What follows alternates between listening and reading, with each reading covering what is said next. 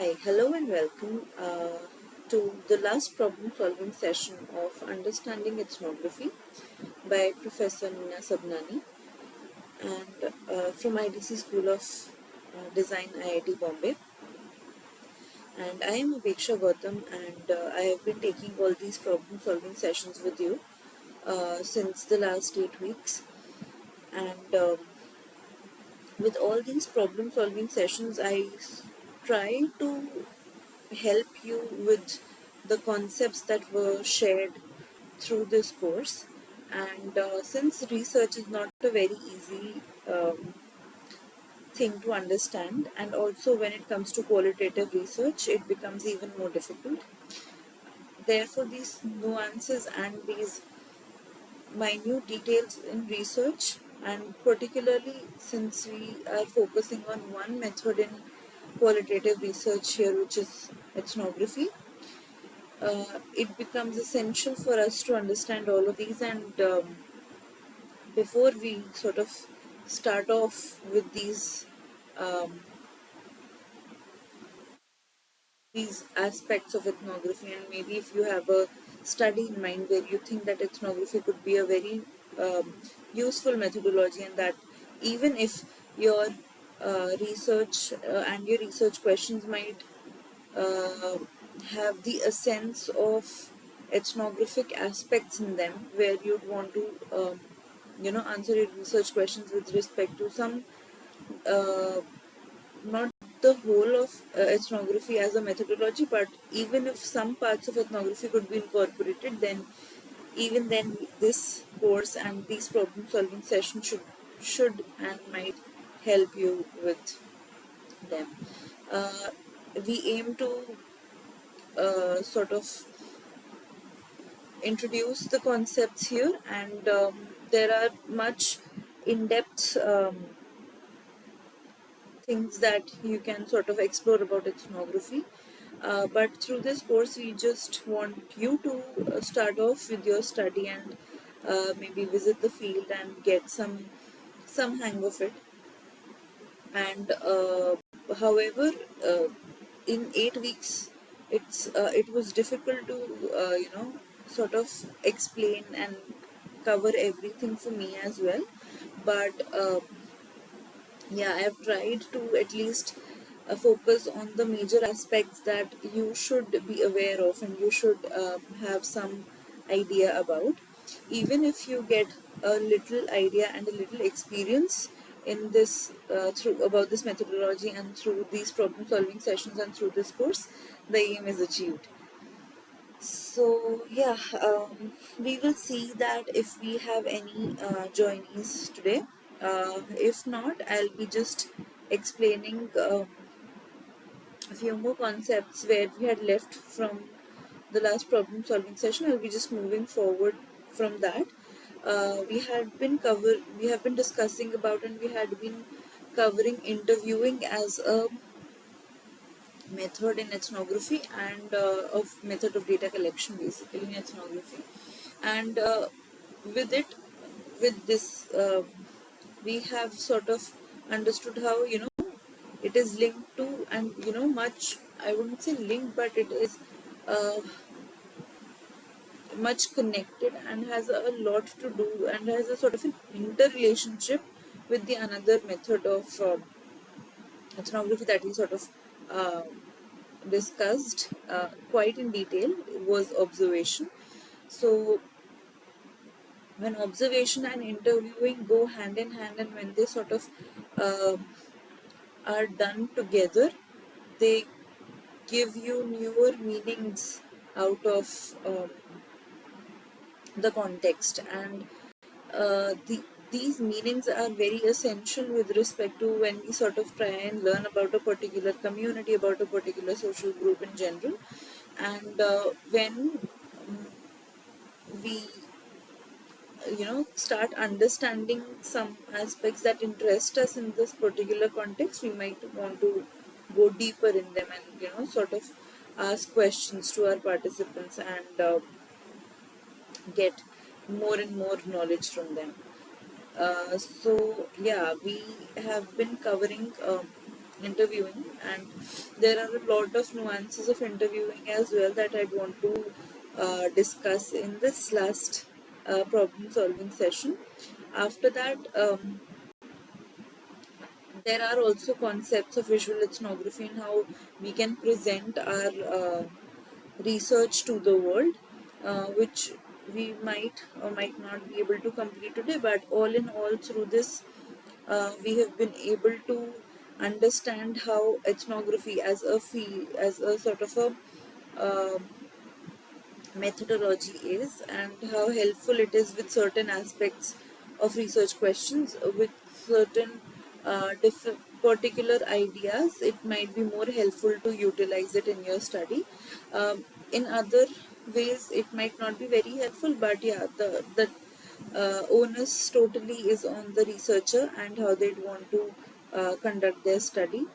This is again, let I would just emphasize is it's a very enlightening um, way of conducting research, and therefore uh, we if we get to sort of ever try this, and if you're interested, we should definitely move forward with this methodology, and at least do a study in using it. So yeah, not taking much time here, I'd just start off with the presentation, and as people might want to join in, they might just come, and we might have some discussions. So we the last time we had been discussing a lot about how observation and ethnography and interviewing in ethnography go hand in hand, and one completes another. There are, as I had said in the last session as well, there are other also various ways in which you can collect data, and there are other methods also that you might want to use, but for this particular course we are majorly focusing on observation and interviewing, because um, th- these sort of methods form the prime sources of inquiry in ethnography. So yeah, so we had discussed in great depth that, how interviewing is, what all interviewing has, and what all questions basically we need to focus on, or what all aspects of interviewing we need to focus on uh, while we interview. Also, how interviewing is a very important method. We had also discussed that in great detail. But from now on, we'll be discussing a few more aspects which are abstract, and some of them are, quite practical. So we'll keep on jumping here and there and sort of try to understand this whole process of interviewing in much detail. So we had been discussing that how, interviewing is something that will give you a lot of in-depth insights with respect to your participants' lives, their experiences, and whatever knowledge that you'd want to um, earn from them, basically, I would say. So in that aspect,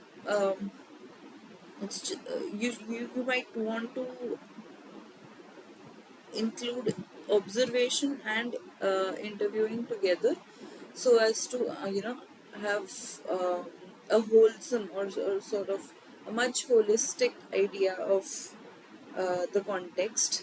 Now,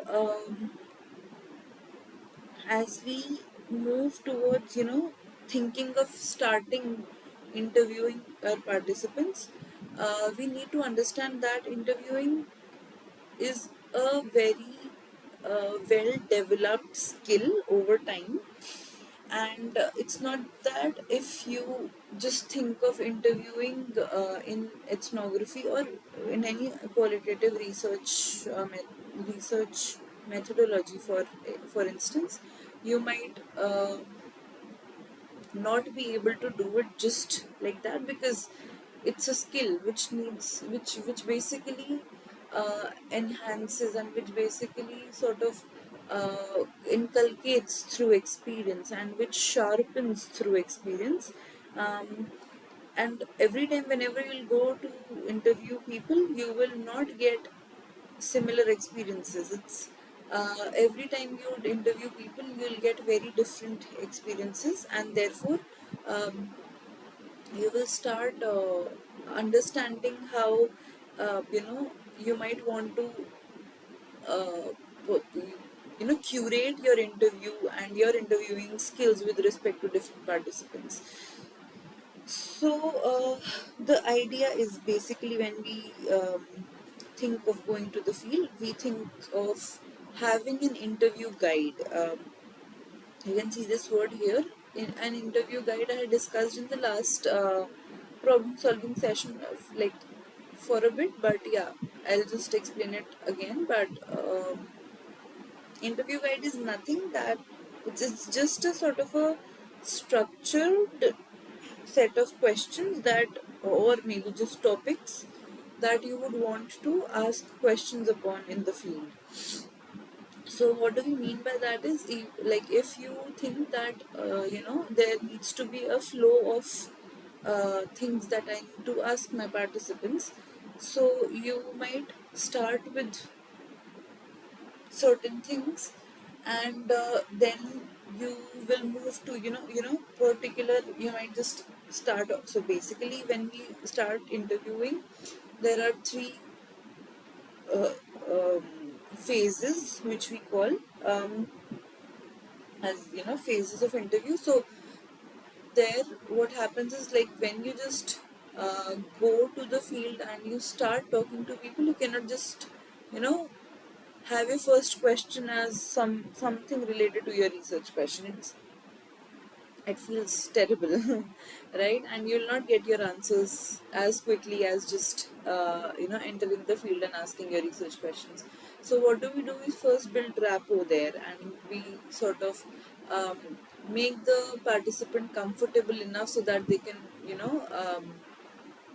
answer our questions with ease. They can sort of feel comfortable talking to us, and then we come to that part where uh, we think that now there is some context that I have talked about, and now I think I can start off with some detailed questions that are concerned with my research question, basically. So then after that, we once your all those questions are done, you then sort of want to end the interview on a very lighter note, because sometimes the research questions and the questions that you've asked to them are heavy, and they might feel overwhelmed answering them.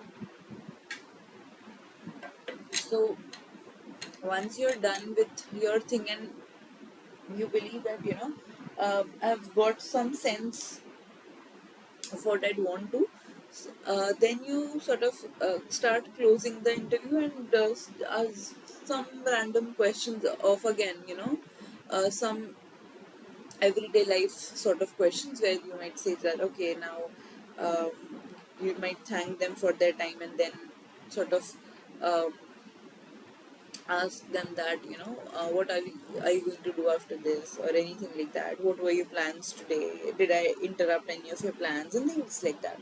So these things can sort of end the interview on a very light note, and you'll feel that there was a sense of a whole structure to the interview when you start doing interviews.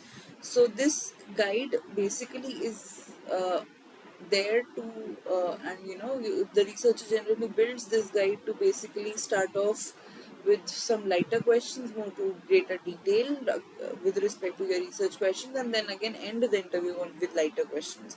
So it's a difficult thing to plan how you want to ask questions, because uh, you need to be mindful of how your questions might affect the whole interview process, because with your starting questions, it may happen that your participants might feel very interested in the conversation, or they might just not feel anything.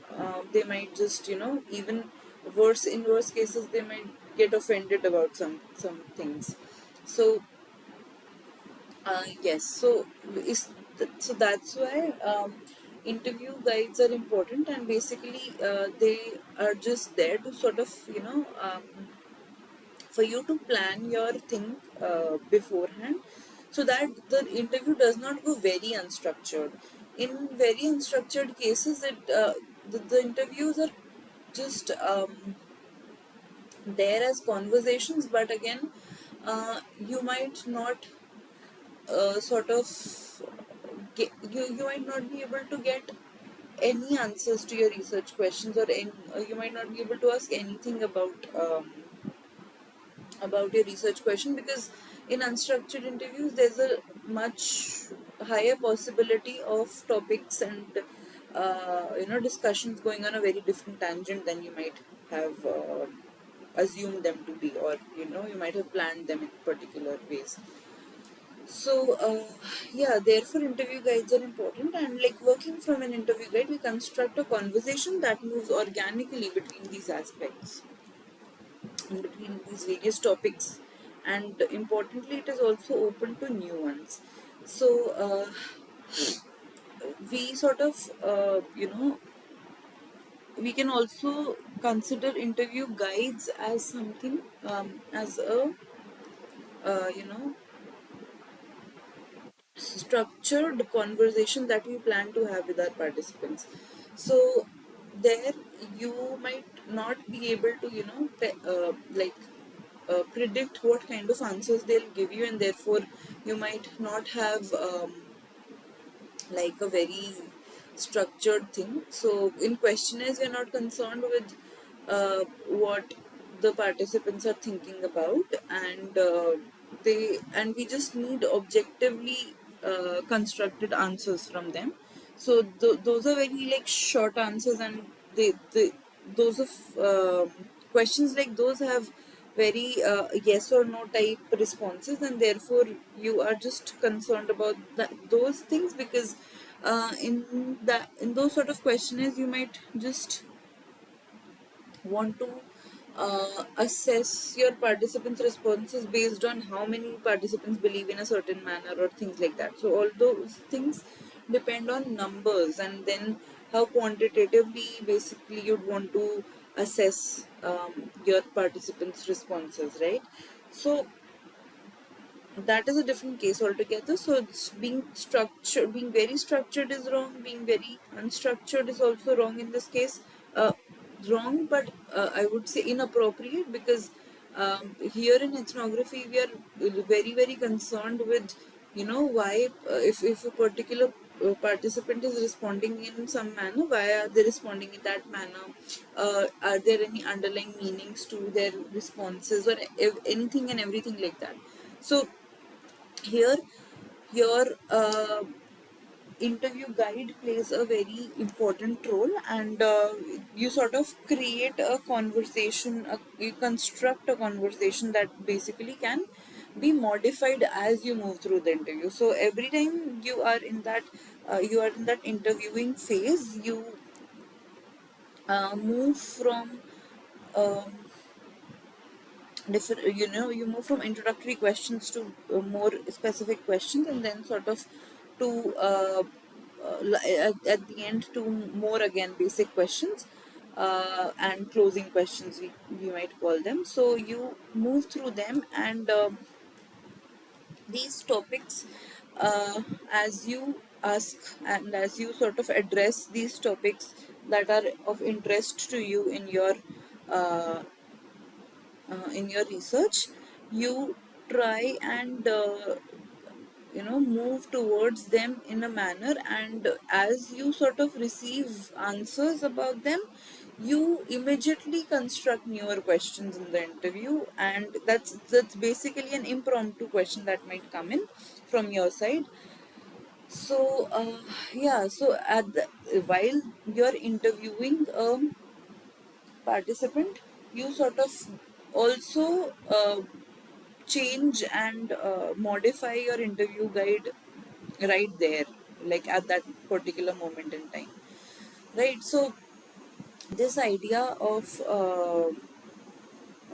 having having a conversation that moves organically is basically about the researcher changing their questions and their flow, if it is needed, right there while interviewing.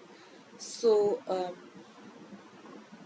yeah, so I'll just might give you an example about this. So let's just assume that, or let's just say that you are a researcher and you want to do this study of yours uh, on some, um, let's say, uh, some artists and painters of a particular community in India, right? And while you wish to talk to them, you sort of think before entering the field that you might ask them questions about, you know, uh, their work basically, and about and particular details about their work. Like, say for example, you might ask them that if they are painting in a certain manner, and if their art has some very important significance, you ask them about that, and then you sort of see which paints they are using. Are these paints made by these painters, or are they sort of sourced from outside? And if that is the case, then what type of paper they are using, or what type of brushes they are using, how do they make these brushes, or do they just borrow them from somewhere, etc. So these kind of things you might be interested in, but like when you move to the field, and then you sort of have an interview guide in your mind and in your hand, and sort of start asking questions. You might start off with with, let's just say, like, take some examples of introductory questions that you might ask them, that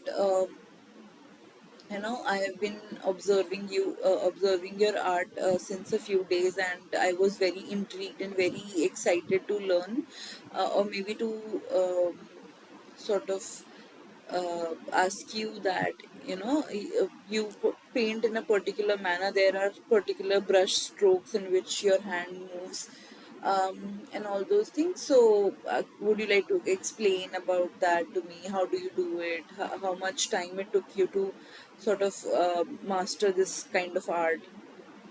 So while you asked this question, the responder and the participant basically went on maybe about, explaining that, okay, while I was a child, I had I had seen my parents and also everyone around me in my community painting these, making these paintings, and then I started very early, and at one point in time, I found out that earlier I used to do it as a hobby, but at one point in time, I just found out that, I love doing this. I have this natural ability to, um, move my hands in the perfect gesture and create these paintings, etc. And when you sort of ask this, the conversation went more towards, how his or her uh, perception about his own work and about his own art emerged because of the past experiences. So now you're more concerned, and you sort of think that, this is something which is also very important with respect to the details of their artwork, because their perception about their own art is something that will definitely affect the paintings that they bring about, right? So therefore you just ask the next question, that, oh, just tell me more about the first time you started painting. How was it difficult, and things like that. Now those questions were not in your interview guide, but you then and there changed this, or added this leading question in your interview guide, so that you can sort of understand their perception about their work more, right? So Now to now this particular thing of where to ask which question and how to form leading questions right there, it's a skill. And this can go either very wrong, in which we might not be able to achieve answers, or this might go like very fairly well, that that because of your leading questions your participants became interested to talk to you, and then they sort of started telling you more and more about their work. So all of both of these possibilities are there, and this basically depends on how easily and how skillfully you sort of change your interview guide. You ask questions, what words you use. All of these things matter a lot while you interview. And this is very true that like the interviewer walks a tightrope between the possibility of exploring new topics and the conversation going completely off tangent. Now since we are like talking about the very early stage, like when you've just thought of entering the field and having conversations with people, so therefore you are also in that phase where you sort of want to explore that what I can talk to my participants more and more about, and what might sound interesting to me, what might be interesting to me.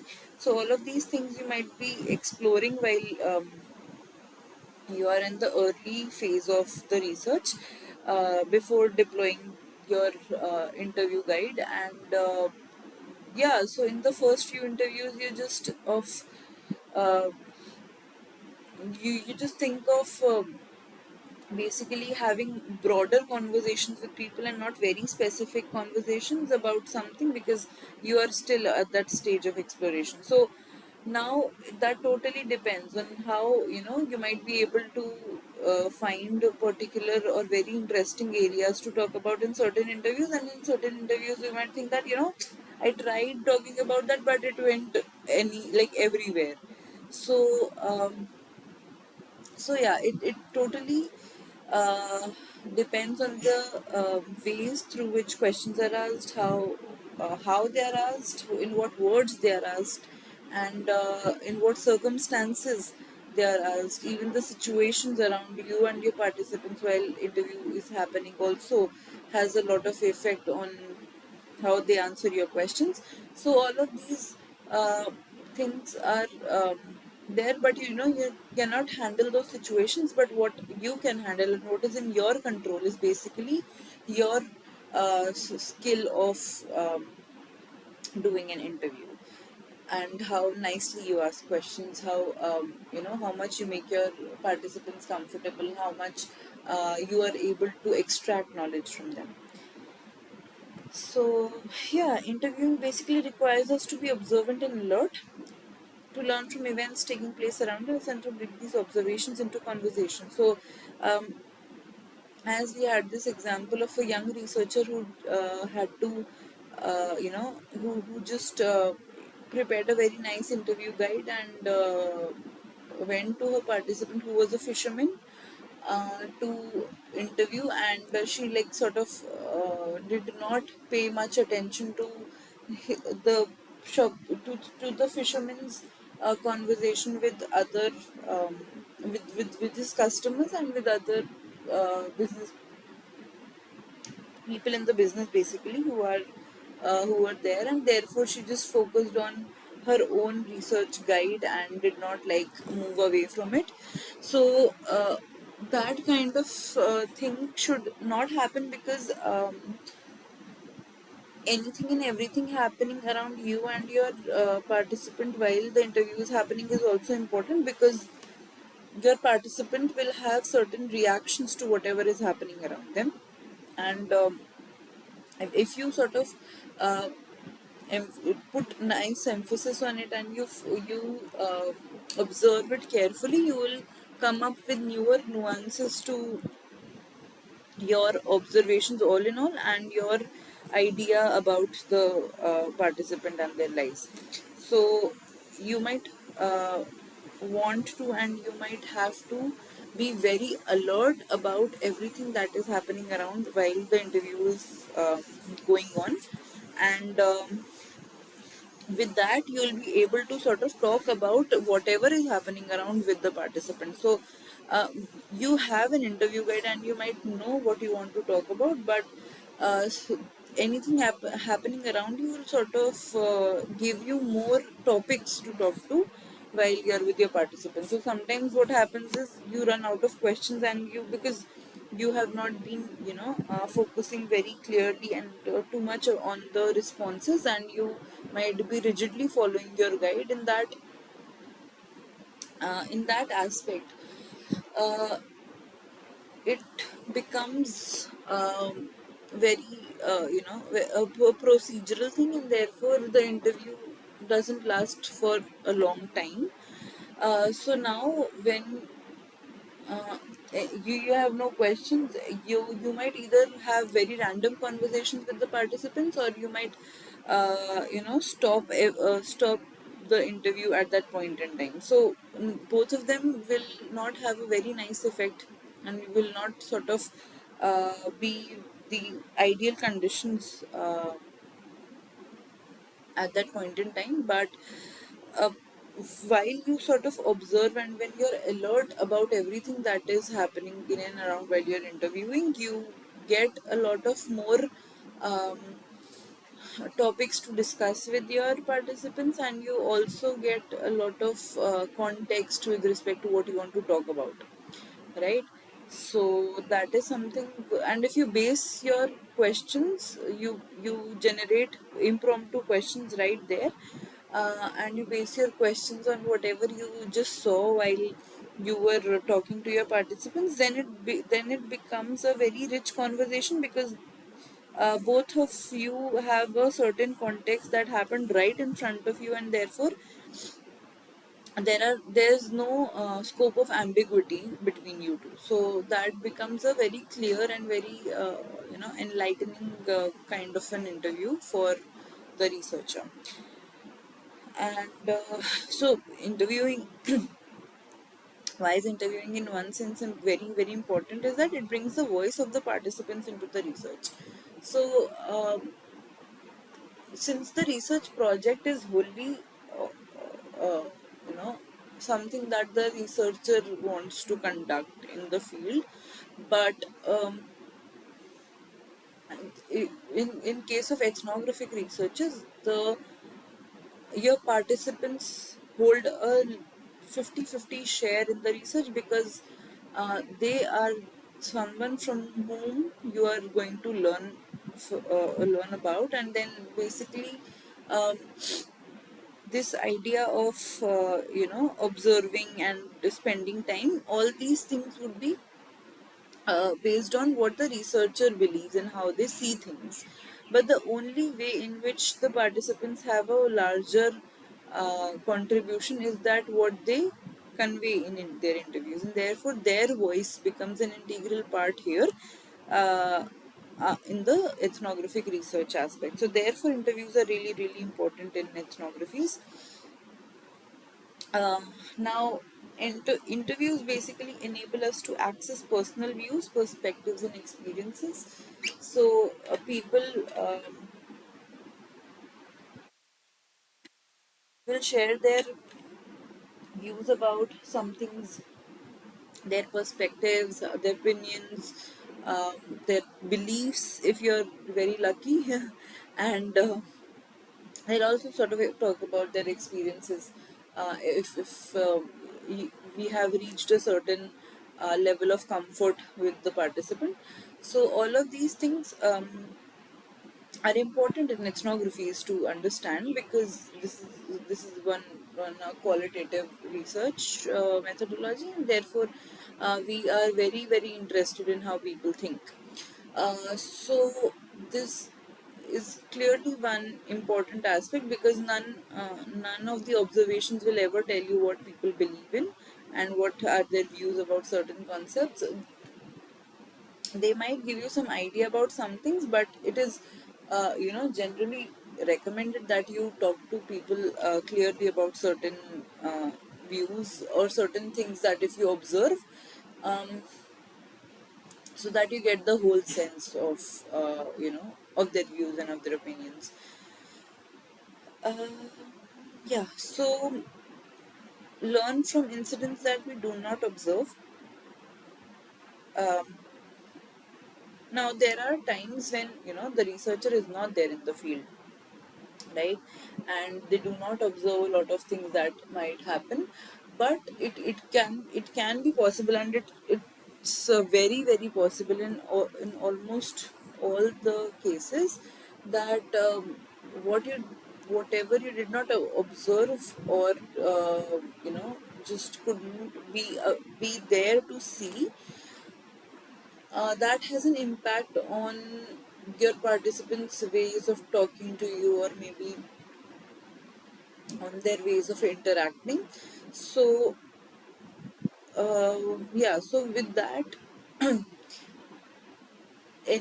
what you did not observe will also affect your participants' responses. And the other thing is that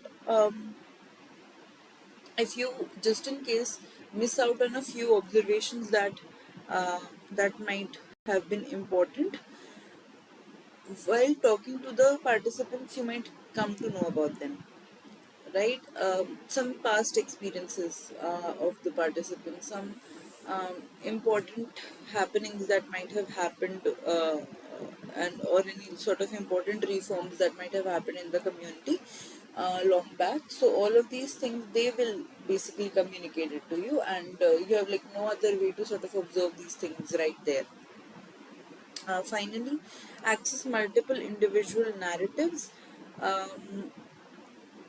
Since we had been talking about how different people have different narratives, they have very um, personal levels of understanding things, and personal views and perceptions also. So when you sort of want to talk about a particular phenomenon, let's say, to your participants, it is important that you talk about the same phenomenon, like with multiple participants, because just if you'll just talk to a few of the participants who think similarly about that particular phenomenon, you'll not get the whole sense. You'll get just one aspect or just one side of the story. If it is therefore very recommended that you go about talking to a lot of people, so that you can get different viewpoints from different people, and you can also uh, absorb these multiple narratives coming out from different people, right? uh, yeah, so this one, like, for this, the example in which Luigi Trastuli's death was seen by, like, differently by different people, um, that kind of thing will sort of help the researcher to put forth a very wholesome um, kind of viewpoints of different people across different sections of the community, right? It also enables us to discuss our observations. As I said, there is this so so while you're in the field, you'll be observing a lot of things, and you might try to make sense of all of those things while you're there in the field. You might also feel about uh, certain observations in a particular manner, but uh, that might um, be a very preliminary kind of analysis about a particular incident that you might observe. So when you go about asking, you might have observed something, and then you go about asking people, why particular thing happens like that in your community, or maybe uh, what do you believe about this collectively. So then uh, like people will articulate their ways of their ways of meaning making to you, right? um, what happens is something might look different, but it might hold very different meaning, and underlying meanings, to be precise. So through interviews only we'll sort of understand these kind of meanings about particular observation. So let's say you observe that in a in your particular community, basically who are you, whoever your participants are, you observe that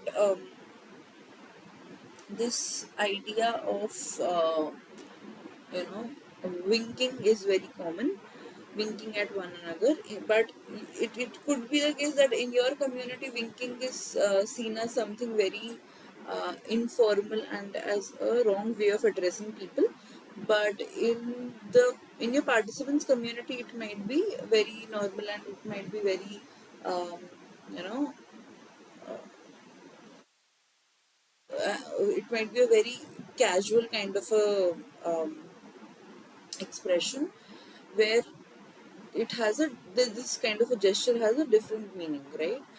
So for what will happen if you just observe things and do not ask people questions about them? Then what happens is you'll go and see people winking at each other, and then you'll sort of get wrong type of indications from that, and therefore you'll uh, based on your experiences you'll assume things. So it's better that you sort of if you're interested by some activity there, or anything happening around you, you just ask people about them, and maybe ask reasons why certain things are happening in a certain manner. So that will give you a much in-depth idea of things. And yeah, lastly, interviews enable us to engage with the sensorial nature of speech and silence. Now, according to how interviews are conducted, it is also important, and it is important to remember that it only the words spoken out of your participants' mouths are not the only thing that are important. The way in which they've spoken those words, those sentences, are also equally important. So you know how you understand how your participants feel when you have asked a particular question, you that can be reflected through their pauses, through their highs and lows in speech, through the pitch of their voice. All of these things will sort of give you an idea of um, you know how your question has affected your participants, and also um, whatever they are saying is sort of looks truthful, or maybe sort of looks in a sense looks acceptable to you in some ways, or you might want to dig deeper into them. So all of these things is all are also determined through the various sensorial aspects of your speech. uh, there the idea that silence also bears a lot of meaning is important in this context of interviewing as well. So let's say you have asked your participants this one question, and they do not respond to you, like say for a minute, and after that they slowly and gradually start explaining things to you about or like whatever you might have asked. And with that you understand that there is something quite deep about this particular topic, and it's just not a very everyday topic to talk about. And therefore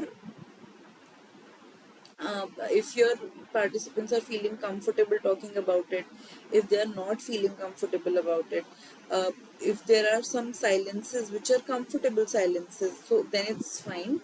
but in some cases your participants might not want to talk about something at all, and therefore when you ask certain questions they just don't answer. So that kind of thing be will become a kind of a uncomfortable silence, and then you'll know that at this point in time this is something I might want to change the question, or I might want to change the topic altogether. So that is something you have to be like a bit mindful about. Now coming to again there's some detail about the sensorial quality to conversations. So yeah, spoken words are just more than content, because it's not just the words that we are focusing on, it's also on how these words are spoken. So the nuances of speech create layers of meaning. These nuances of speech are not in the words but in the way those words are spoken, right? So this sound and tone, how is the tone of the person talking to you? So that is something which will clearly tell you about the different ways in which they might address your questions in. Let's say, for example, the tone of people in Haryana is very different from the tone of people in Uttar Pradesh, or let's say Maharashtra. So that kind of thing you should also be aware about, because then the differences in tone will not sort of focus on the comfort of the participants, but it will be more about the you know the social aspects of it, and therefore you'll sort of understand that a person talks in a particular tone because either they belong to this particular region and space, and therefore that is something which we might not need to focus more on. Or otherwise, uh, in some cases the tone is dependent on the kind of conversations you're having with your participants. Then it is important to basically think of how in which tone your participants have talked to you about some things that you've asked. But all of these things become much clearer and much sort of, I would say, understandable when you have known your participants for some time. Uh, Therefore, it is suggested that you first observe things around and then start talking to your participants, because it is important that they kind of feel safe talking to you. And when they do that, when they will do that only when you have become a natural phenomena kind of a thing in their spaces. So only then you'll be able to also differentiate between these particular nuances of speech, of conversations, etc. Dialect and accent are also obviously important aspects, because um, this will either tell you, the geographical space where your participants belong from, or um, their ways of speaking. So these things are also important, because as they speak, they will have all these kind of aspects in them, and you have to make sense that at what time or what point in time these sensorial qualities are important to be considered, right? And finally is the emotion. So emotion, if reflected through your participant interviews, it's amazing, because you might have reached a level where you're so comfortable with your participants that they can express their emotions freely in front of you. So that kind is really important, obviously. But let's say, let me give you an example of emotion in interviews. So let's say you have been talking to some some people, some of your participants, and you ask them about a particular thing that they do every day, right? Let's say you ask them about the ways in which your participants use their tools while they are at work, right? Um, and you sort of ask them more and more questions about this, but what happens is that there comes a point that they start telling you that we make these tools ourselves, but now there is competition, which is basically these tools are available at much lower prices by in the market, and people sort of make them through machines now. So now this idea of making tools is something that you might want to talk about. Then when you ask them that oh, so has there been any change in your life when this concept of making tools from machinery came into play, and your participants may just claim that oh no, it's what will it even do, and they sort of uh, maybe just trying to brush that topic off. So you get that emotion from their ways in from the ways in which they talk. Now this kind of thing can also happen where uh, your participants might just smirk and sort of say that who cares, I don't know, it's like whatever we are making, we'll keep on making. Whatever machines come in, whatever technology come in, we have no problem. But again, from that smirk and from that attitude, you basically understand that there is something um, that is there, which they are not coming up completely out with. So that you might want to check on, and you might want to ask more questions to understand. Now now what is all this process of interviewing? So authors basically say that this whole process of interviewing consists of two things, two processes: listening and speaking. A few of the authors also consider interviewing as a dialogue between the participants and the researcher. So, because it is, sometimes important to focus on one aspect, or basically on few aspects of one participant. So we generally uh, interview just one participant at once, right?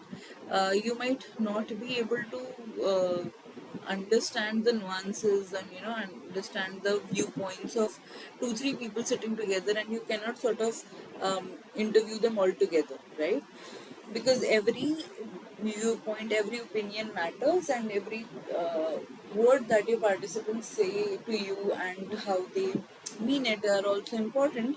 So this idea of having a dialogue is basically a one-to-one thing that is happening between you and the participant. So some people see it as a dialogue, and they sort of consider two things: that an interview consists of listening and speaking. Now uh, uh, like according to authors, listening is a very active process that deeply impacts the content, performance, and emotional tone of the narration. Now like when we sort of say that okay, I'm going to listen to you, it doesn't feel that it is an active process. So therefore Martha here specifically suggests that listening is not a passive process which is happening, like you're there interviewing your participants and just things are happening. It doesn't work that way. For listening, um, we have this um, as a very active process with respect to the researcher, where they uh, have their whole mind uh, working with respect to listening, and they have their alertness levels at the highest level. Because what happens is, this idea of listening, it deeply impacts the content, performance and tone of the narration. So what do we mean by content, performance and emotional tone? Because if let's say, for example, you've been talking to your participants, but during the interview and during the conversations, you keep on checking your phone, right? For something that might be important to you. And when your participant, like, sort of observes this, they do not really tell you anything much in detail, because they believe that you're not clearly listening to them, right? And or maybe you're listening to them in a very on and off manner. So this is the one thing is how content will differ with respect to this, is that they won't tell you much details about anything that you would ask for. They will give you very generalized statements, very overall perception about things. For performance, clearly, if you are not listening very particularly and keenly to your participants, they will kind of not tell you something very intently. They'll sort of give you information that you might need. So that is something which is we do not want. And finally is the emotional tone. So if you do not feel, if your participants feel that you're not too much into the conversation and you're not listening to them properly, they will uh, have a very linear and a very like sort of a uh, uninterested way of narrating things. So the way in which you listen also affects a lot of how things are narrated to you by the participant. So this is something we need to be very careful about. We, as I said about observation, observation is just not about looking at things, watching things, or seeing things. It is looking at them with alertness, and focusing every aspect of your mind on the observation. That is something which we call an observation. Clearly, for listening as well, these things goes forward, which by which I mean that in listening to, it's not just hearing stuff and uh, getting away with it. Listening here means that you are very, very alert with what your participants have said, and you sort of reflect upon it, you comprehend it, and consider it very seriously. Now, listening to the unspoken is something that happens, and it is very, very encouraged to happen. So researchers believe that you just not listen to the words of the participants, but you also listen to their emotion. In some senses, you also listen to their minds, and how they explain things. So as all the sensorial parts of interviewing, as we were discussing, so all those parts are also considered, and basically how you listen to a particular person is also basically observing how they are talking to you. So listening to the unspoken basically involves that you listen to words. Obviously, you listen to words what your participants are saying. Then you'll also listen to silences, as we just discussed in the last um, slide. That you will also focus on where your participants are taking breaks, where are they becoming a bit slower, where they are sort of running out of words, like for example. So all of these things are important to observe again. And finally is the non-verbal expressions, gestures, how that can be facial expressions, that could be hand movements, that could be some body movements that are happening while talking to you. So all of these things will give you a much larger and much important uh, kind of a view of how your participants are talking to you, and that will be a much more wholesome um, sense, because just listening to words will not give you the whole sense of what you would want to learn from your participants. So in an ethnographic interview, we listen in order to learn from the other. To do this, we need to create space in the conversation and in our mind so that they can fill it with their ideas and thoughts. This amazing example of a researcher going to learn a particular art from a guru, um, from a teacher, a preacher basically, and where since he was so excited to learn from him, he started, just as he met him, he started talking about whatever he knows about that particular art at that point in time. And while the while the guru and the teacher, that so the preacher, basically when he just observed that, he started pouring water in a glass, and then um, kept on pouring more water in even when the glass was full. So uh, all the water was flowing out of the glass, and therefore the disciple who had intended to learn from him, he said that, what are you doing, the glass is overflowing. And therefore then the guru responds that, in order to learn something, you have to clear your mind, you have to abandon things that you already know, and then start afresh. You can definitely not do this practically, but you can also be always open to newer things that people tell you. In that sense, you'll be able to have a much more accepting nature and an accepting way of understanding phenomena that you're trying to learn more about, right? So now what happens is, and this always happens to me as well as I interview participants, there are a lot of different ideas that keep revolving and roaming around in your head while you interview your participants. So what happens is, you're not just very focused on the interview, but you are clearly and very consciously uh, thinking about the next question that you might want to ask to your participants, right?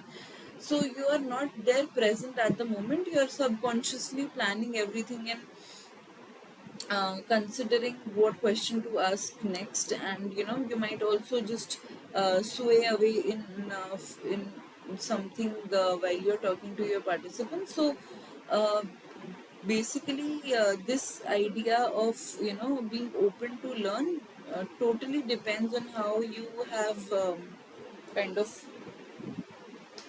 understood the idea that you just be present at this moment, listen to what your participants are saying, and then you might sort of think about other stuff. Then you might sort of think deeply, and make connections with what you already know and what your participants have told you. At that point in time, while you're interviewing your participants, you do not put in a lot of mind, and do not kind of um, try and do analysis right there and then. Okay, so this is something that is basically very important in an ethnographic interview. Um, yeah, but as we talk about listening, we also feel that speaking is also a very important thing that researchers need to do while they interview. In like thinking about how an interview should go,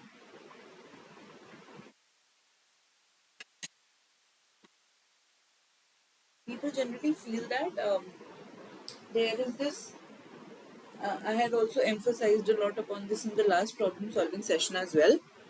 But yeah, but again I'm repeating that people think of the word interview as something which is happening in like a closed doors and for like within four walls, where there's like I am sitting as a researcher asking questions, and there is the participant sitting right in front of me on a chair or maybe wherever, and we have kind of a whole uh, a whole structure where basically I sort of welcome them, and then I sort of start off with some questions, okay, can you tell me more about yourself and something like that, all those questions.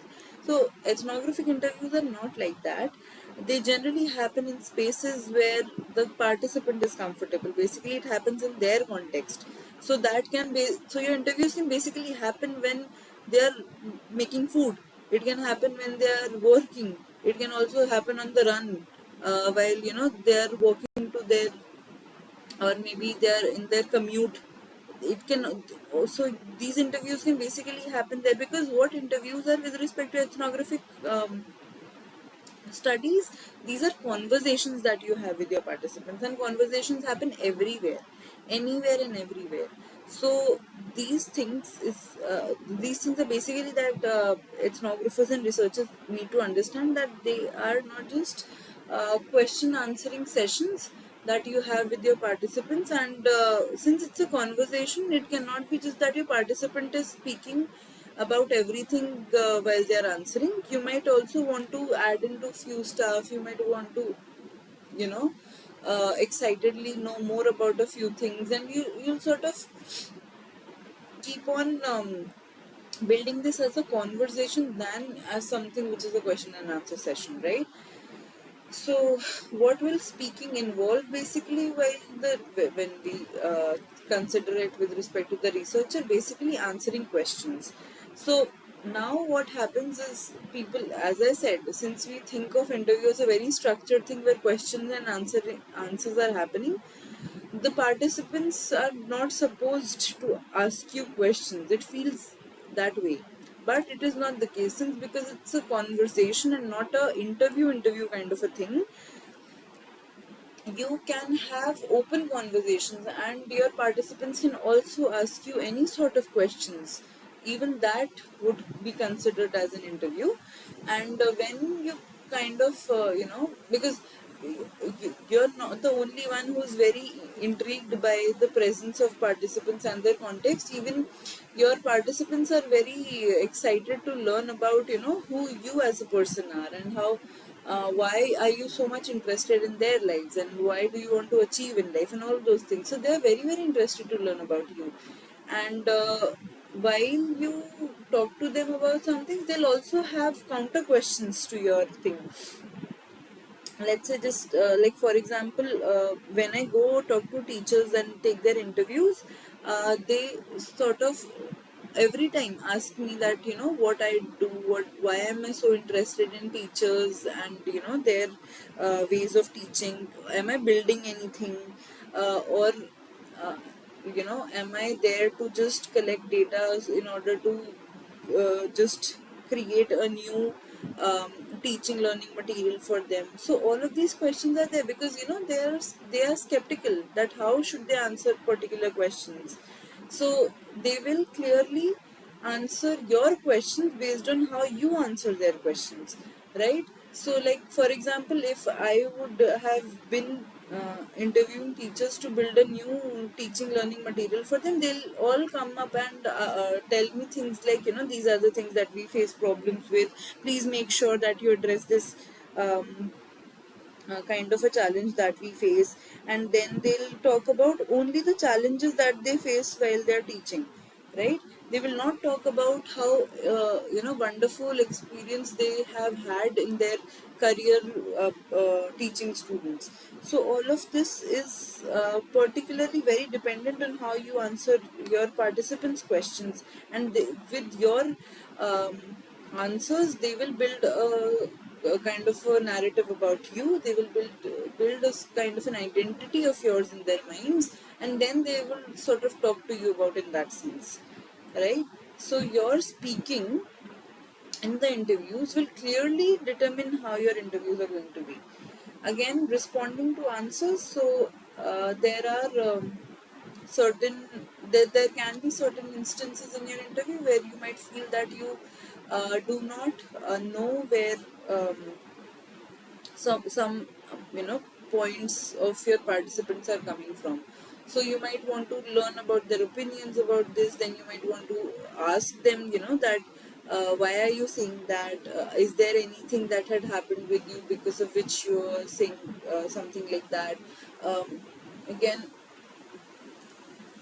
it could be more about something. So there are a lot of cases where the researcher and the participants have very different point of views, and therefore there could be any clashes in between. But um, the only way to sort of prevent that is responding to whatever your participants are saying, and sort of put your perception forward, put your opinion forward, and also try and understand their viewpoints, right? So let's say for Professor Nina, the um,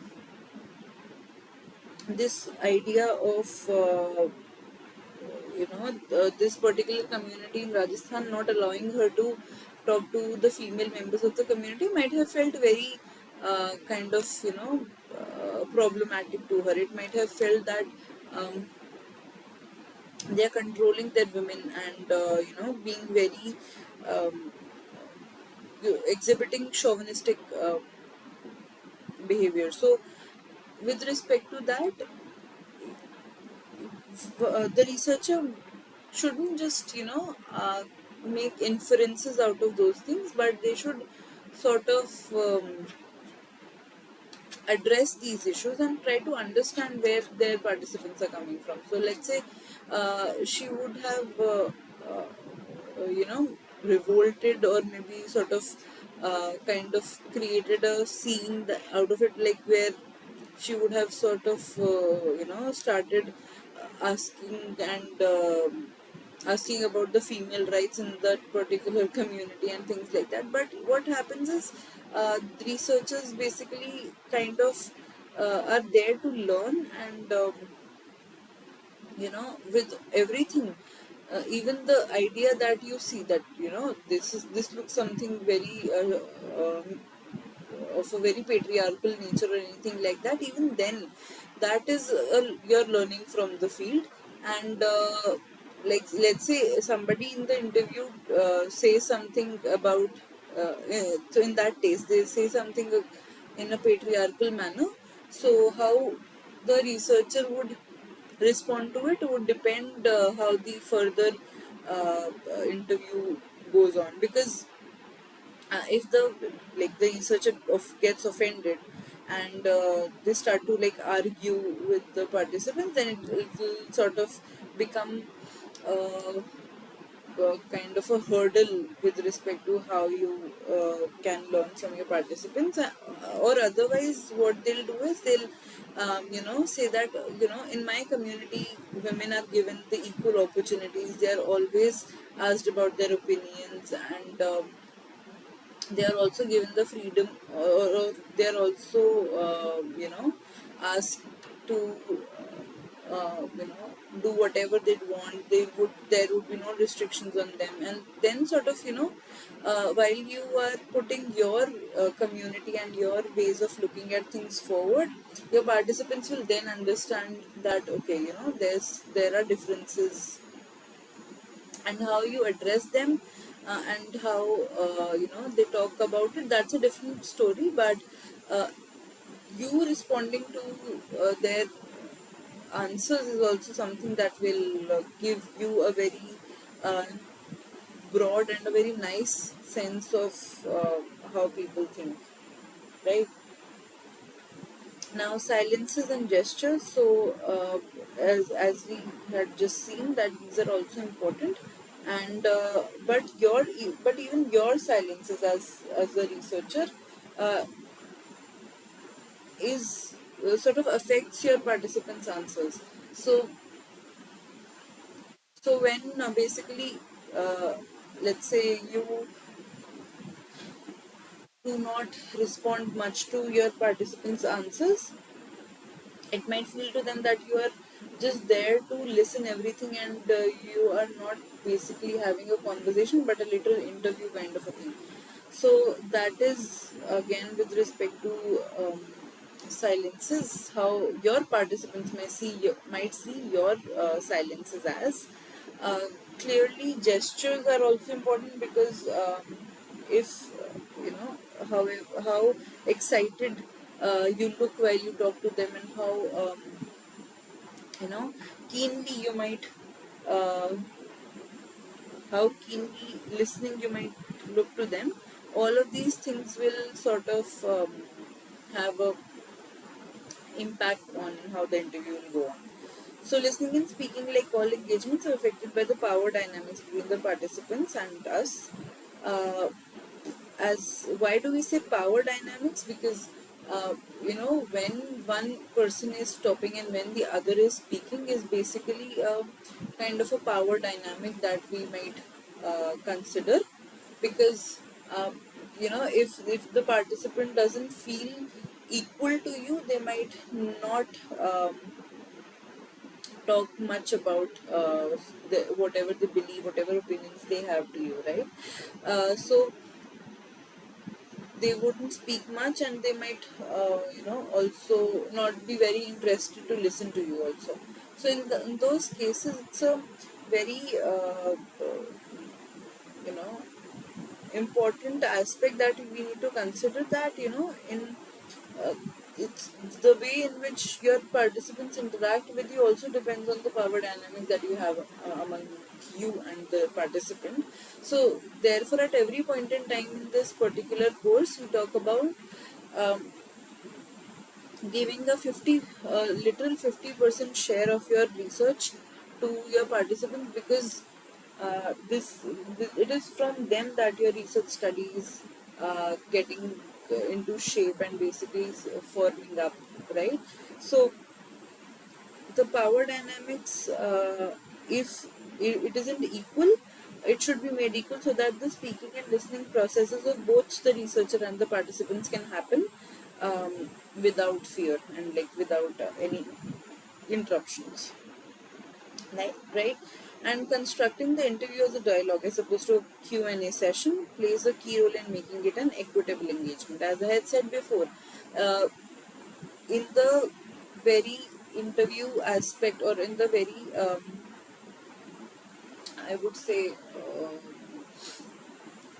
particular formal way of doing interviews, where um, people sit in a studio and have this kind of a question and answer session that looks like the researcher or the person asking questions has an upper hand on the person who is answering, right? So therefore this kind of thing shouldn't exist, and all of this should feel like a conversation, or maybe like a chit chat that is happening among you and your participants. And therefore, uh, when you sort of start constructing your interview as a dialogue and as a conversation, then it sort of becomes like a equitable kind of an interview, right?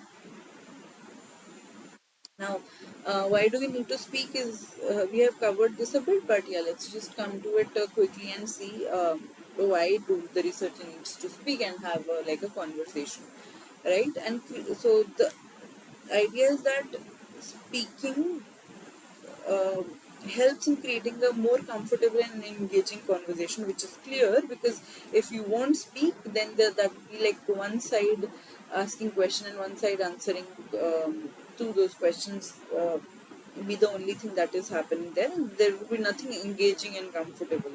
It would just stay as maybe like a task that needs to be completed, right? Clearly, and sharing our experiences, opinions, and vulnerabilities. We had discussed this long back in like one of the initial problem-solving sessions, that if you would expect your participants to share their vulnerabilities with you, their opinions, their all views, their perceptions, and everything about themselves, then you as a researcher will also have to share those things about yourself with your participants, because only then it will feel like an equitable relationship. Otherwise it looks very transactional, and it might feel very transactional to your participants also. So these kinds of experiences, opinions, and vulnerabilities, if you kind of share, if you know have this conversation where both of you and your participants share your opinions about something, then it becomes a great interview, because then you sort of easily try and dig deep into why they think in a particular way, why do they have a particular opinion, since when have they have been carrying this particular opinion, etc., right?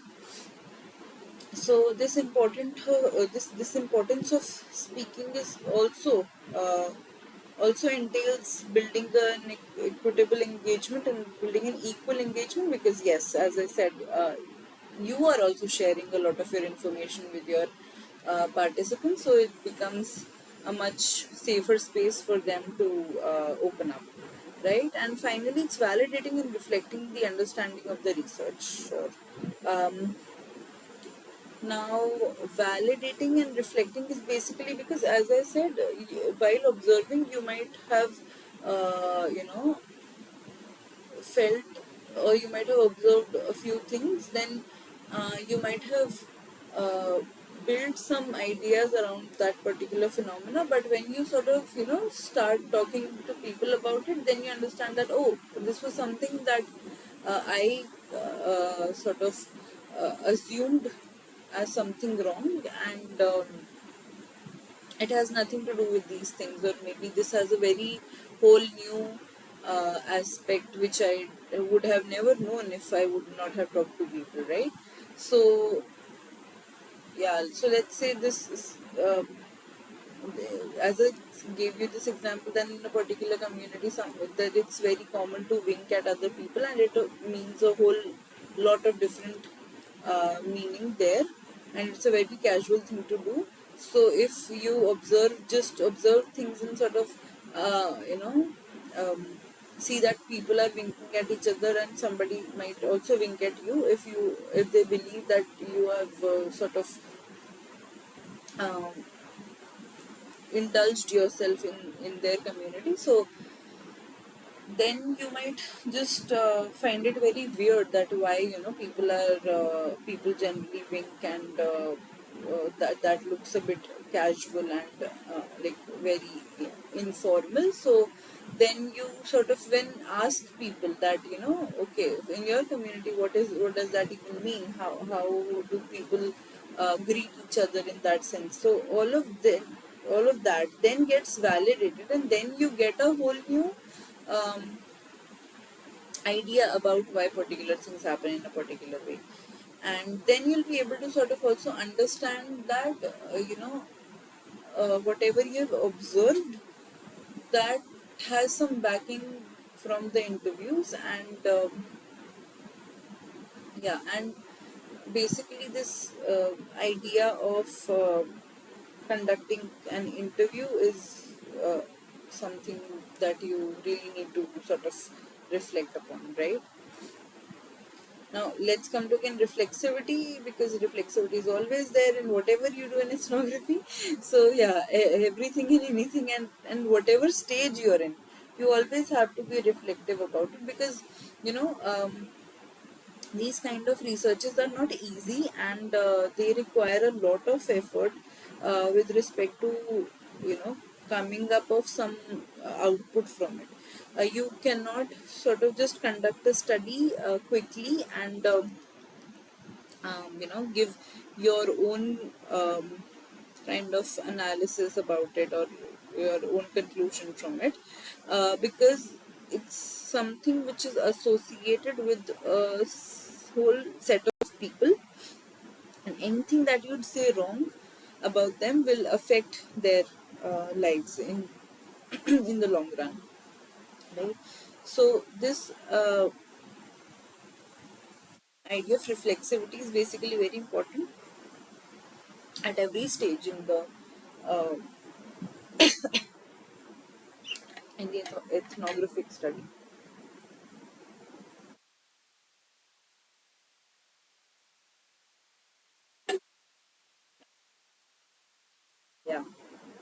Now, how there should be reflexivity in listening and speaking.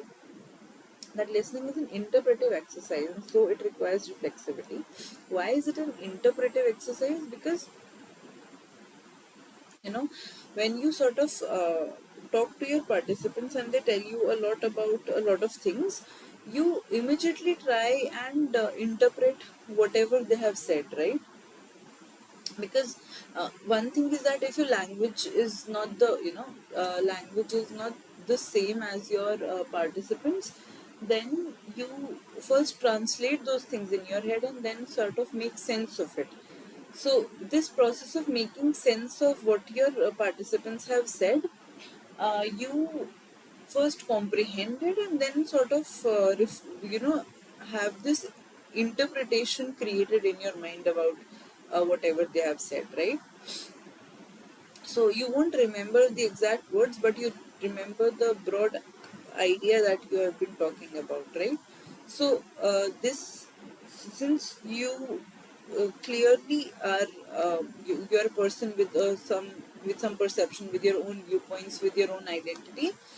So when you hear and sort of when you hear answers from them, or when you sort of have conversations with your participants, you also reflect on, how are these things different from yours, how are their opinions different from yours, how um,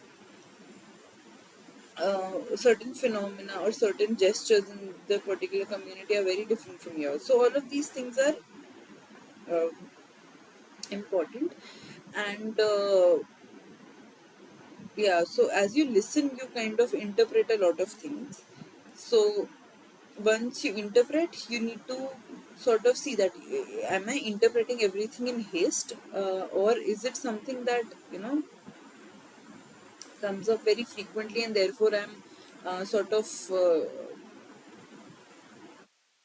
you know looking at this through this particular lens only, which might be a biasness that might turn out to be. So we need to reflect on what we have heard in order to understand the many dimensions it may convey, which is clear that uh, whatever your participants say would not be as like whatever I am saying as of now is not just that I am explaining one particular thing to you. It might mean a lot of more things, and it might also have a lot of many dimensions with respect to what you would want to know. So let's say uh, your your community of painters who you have, like, let's we had assumed in the last or the before slides of the presentation. So so yeah, this basically idea of uh, having a multiple kind of uh, dimension as you talk to your participants, that is that we need to that the researcher basically needs to reflect on. And they need to cover all these dimensions, because that is something which is important. Yeah. Then we come to objects in the field. So there are certain researchers, and then there was this whole presentation by Anchal Malhotra, who is a um, oral historian, and we had since talked about oral history in the last lecture. Uh, we remember that in oral history there is a lot of emphasis on how things happened in the past, and because of which now their present sort of is dependent on certain things, and how their opinions and perceptions have shaped because of certain incidents in the past. So all of these things are something that oral historians are very concerned about, and they get in, they're interested to know about those things. But yeah, but objects in the field, so as she explains, is that there are I had also, like, before this, in a lot of problem solving sessions, I have talked about a word called artifacts. And artifacts are not just objects, or objects are not just artifacts.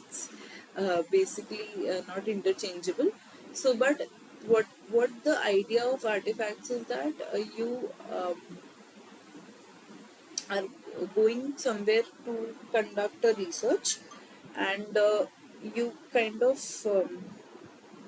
see that, like, let's say you are called in a in a person's house, right? And you see a lot of things at their house when you're there, because you have to do observation also. So you observe a lot of things, and then you see that there is this particular idea of some kind of feminism that is there in the person's things, that the way they which they are kept, or the way in which um, they are sort of designed, or there might be paintings, or there might be some quotes or anything like that in the person's space. So all those things are objects, and it's not that they are just pieces of the context. They are much more than that, because they hold their own meaning. uh, the the sort of tangible things that are there in the context, you might call them as objects, because um, these things, which I also call artifacts, are something that are there in the field, and they add meaning to your context. So when you sort of, like, let's say, uh, communicate your research and sort of explain people that I interviewed these people, I had spent some time with them. So you will explain them that the personality of this person is sort of this kind, because there were these things at their home. They talked to me more about this, and there were certain things that they very strongly believe in, and etc. So these things will basically give you, and give your audience, or maybe the person to whom you're communicating your research to, a kind of a background, and a kind of a I would say context from of your study, and therefore they would basically help in making you explain how you have come up with certain topics, right? So with respect to Anchal's work, she had been focusing on the partition, and the people's perception of home after they have come after they have experienced partition, and much more detail in that. So for her, the objects were the things that these people who had migrated from one place to another during partition have taken with them, as they had to abandon their homes, right? So these objects, those could be very trivial objects like diaries, pens, or maybe some pictures, or it could be some kind of scarves, or anything like pieces of clothing, or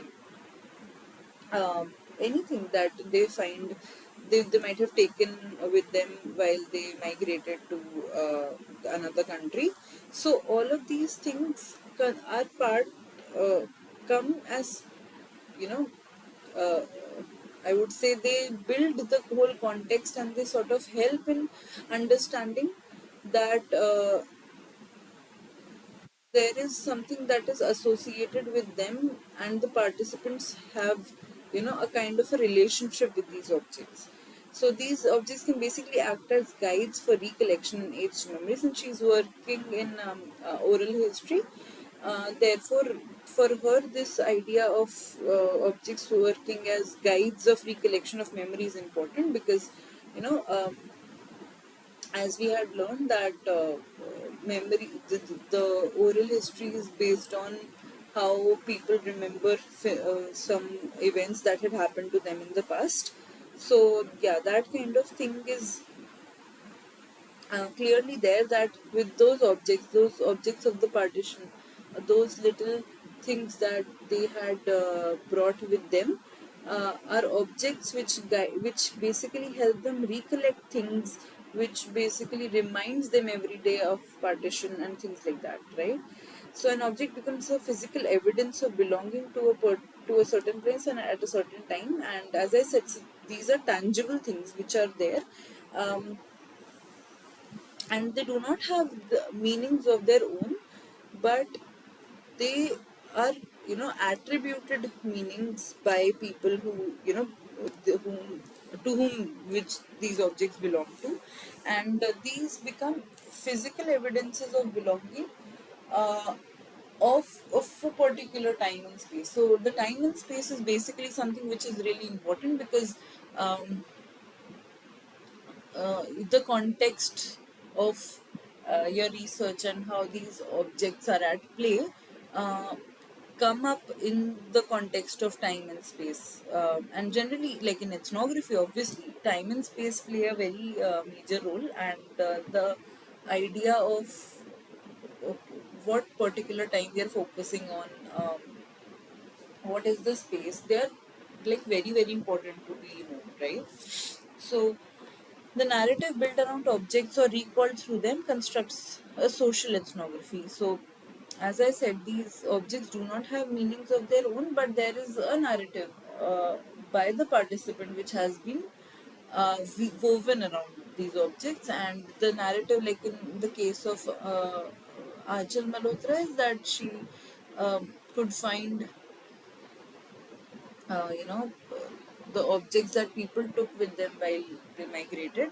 So the narrative that they have about the object is that of the partition, of the uh, feeling of abandoning their homes, the feeling of being displaced, the feeling of walking for hours and not reaching anywhere, the feeling of basically um, being helpless and everything like that. So these narratives are built around them, and this kind of a thing constructs a social ethnography. Although uh, a lot of things in ethnography are social only, because you know the the idea of ethnography is learning about people, um, but yeah, for like there are different ethnographies, like design ethnography, social ethnography. So with respect to that, when it comes to experiences of people and how they attribute meanings to an object that they have, then it becomes a kind of a social ethnographic um uh, thing, right? And yeah, any importance that an object may hold is deposited into it by people, and as time passes, the meaning of these objects changed with every passing generation. Now, this is really important, because um, it's not that the you know object that a person has a fixed meaning attached to it. So different people will have different meanings attached. So now let's say if there is a uh, uh, what I would say that uh, let's say if there is a diary which belonged to a person in a particular community, and to him or her the diary like was a way of writing down feelings and emotions and things which they could not say in public, but for their like future generations, for their son, let's say, it would be a different object. For them it would be a remembrance of the parents youth, let's say, or it would be something that they it would be one object that they might have that might be left as the only thing after the death of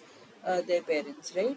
So that can be something. And for, let's say, for the grandchildren, this kind of a notebook could be something fascinating as a token of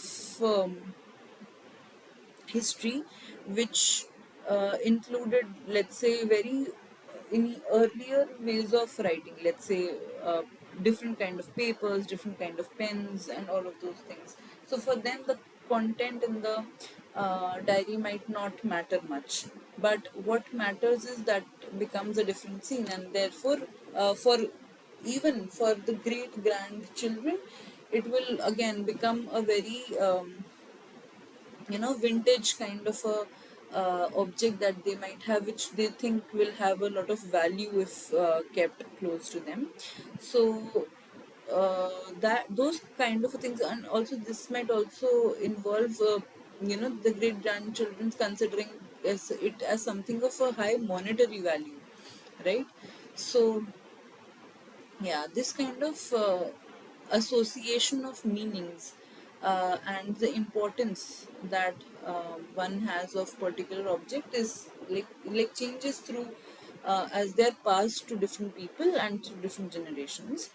Mundane objects often become reservoirs of memory, experience, and meaning. As we said, anything that the participants might find as important and they attribute meaning to, these might be just random objects like some pens, some painting, or let's say some kind of a mug, or or anything like that, any utensils or anything. So these things which might just feel like, okay, it's like just there, these are regular use things, but these might sometimes be, very associated with traces of history, right?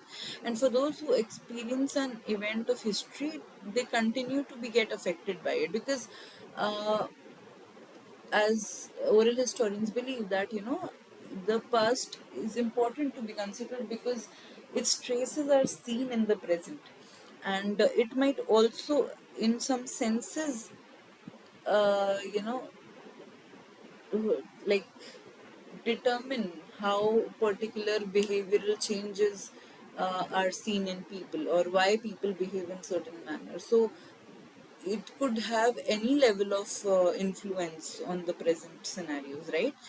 And it constitutes their present, and it's not an event of the past alone. As I said, it has a lot of influence on the present, and it just cannot be seen as something which is historic and has like no meaning now. So what do we do now? But in situations and in like while conducting interviews, so our participants must feel comfortable with us in order to share their aspects of the past. Now when you sort of, let's say, ask people about something which is, very traumatic, like the partition, or something which uh, that have had a, very long lasting impact on their lives, a very you know huge impact on their life. So that kind of questions, when you sort of think of asking to your participants, you should make it sure that they feel comfortable with you while uh, they talk to you, so that they can, communicate freely. And our aim is to construct an understanding of an event or a phenomenon based on their experiences. So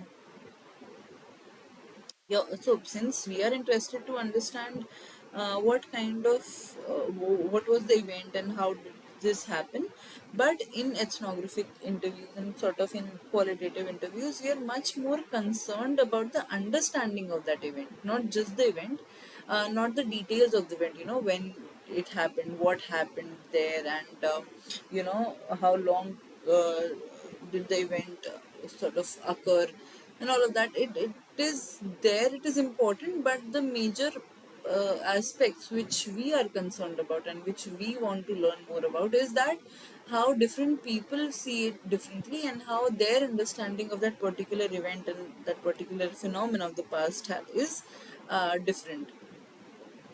So uh, these differences, when woven together, will kind of bring a very uh, you know wholesome kind of a idea about what all had happened in the past, right? Now, it is important to do some research beforehand. so that we are familiar with the context and with our participants' lives. So this idea is basically because in cases of trying to explore something of the past and trying to um, ask people questions about the past, it is uh, really important that you know and you have read enough about that particular phenomena, because for in general, like, people get interested in topics which they have read a lot about, but still um, it is really important that if you have a particular set of participants who had gone through some things in the past, you might want to have the whole idea about that particular event quite well in your head, because that is that your knowledge of that particular event will form the basis of the questions, right? So, yeah, but there needs to be a very fine balance between a few things as we speak. Uh, One is speaking and listening. So, if you speak a lot while you're conducting interviews, you'll literally rob the participants of their chance to explain you stuff, or maybe, like, put their um, thoughts forward. So if you speak a lot, then that is wrong. If you just keep on listening to them and, like, speak very little, then the conversation becomes boring, and then that feels transactional. So it's a very it's always a thin line between these structures, between these processes, because a little more speaking than listening will also sort of put it in a um, inefficient manner of conducting interviews, and a lot of listening than speaking will also do that. So uh, therefore there needs to be a very particular balance in that respect and aspect. Fluidity and structure, as I said in the first slide today, that if you sort of do not structure your interview at all and just go to the field randomly to talk to people, you will be sort of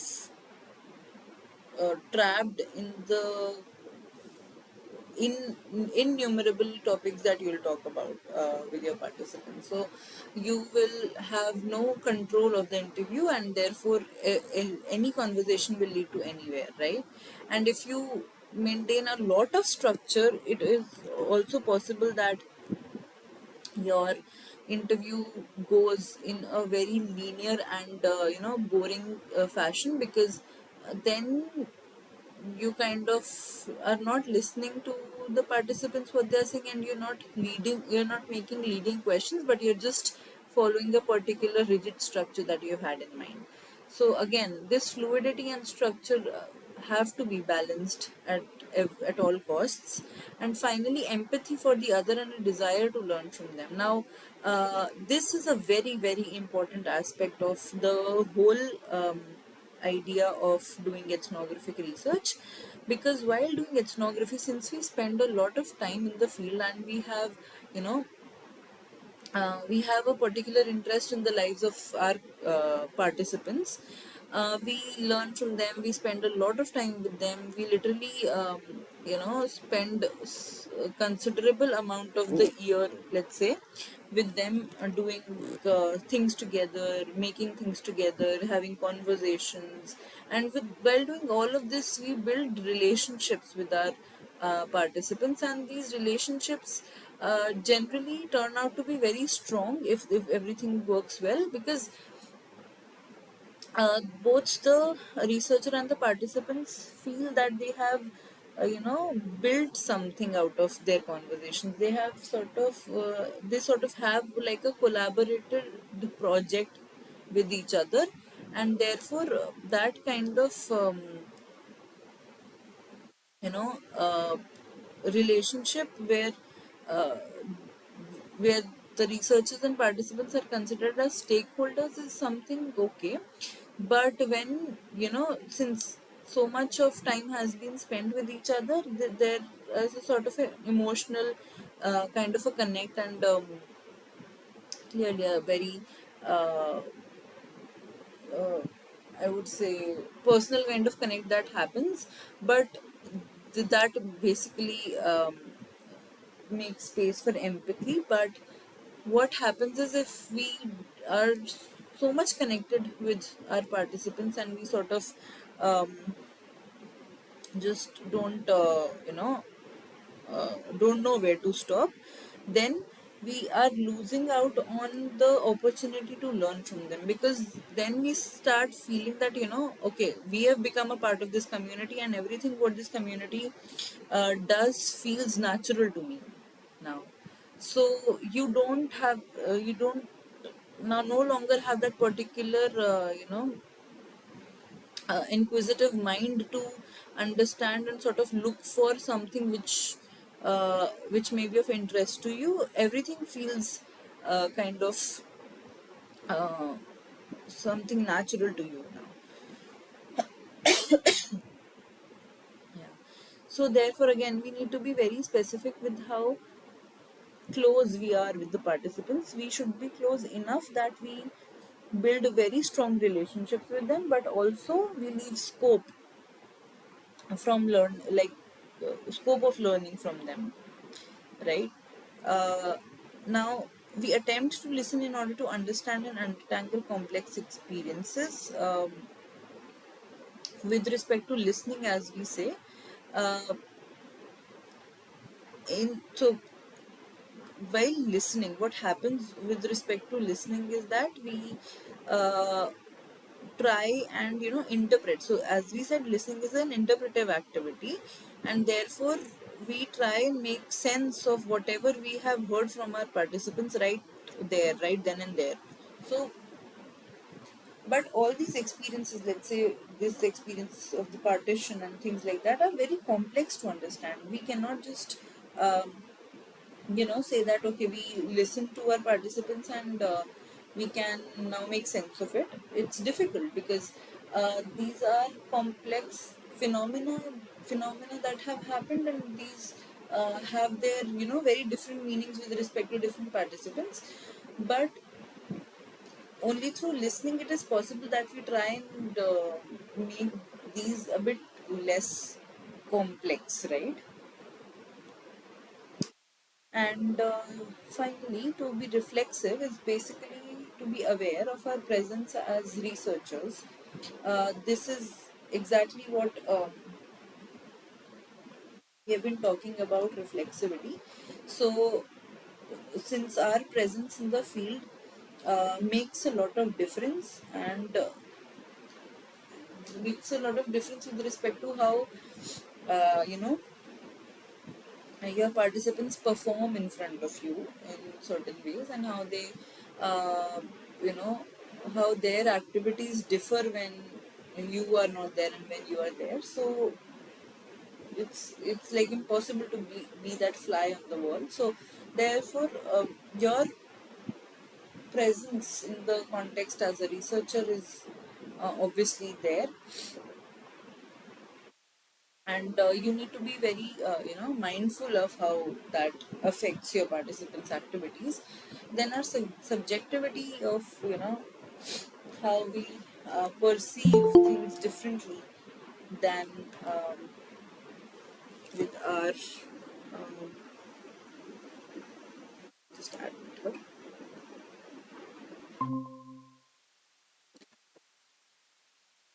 Hello, hello, hi Surekha, can you hear me?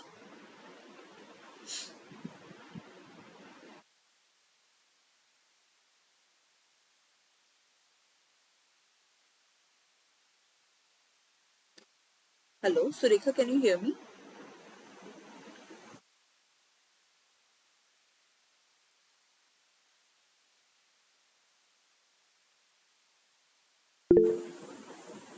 Oh, hi, yeah. Okay.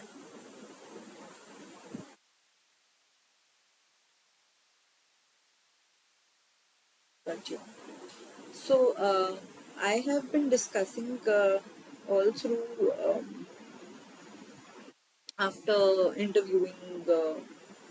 So about interviewing, we have been discussing all through in this session, and yeah, and I have sort of covered a few things, and I was like we are on the verge of completing this session, so I will just kind of share my screen and show you how uh, I have moved forth with a few things so that you can see. Yeah, so uh, yeah, today we had talked about how interviews a skill and how important it is to kind of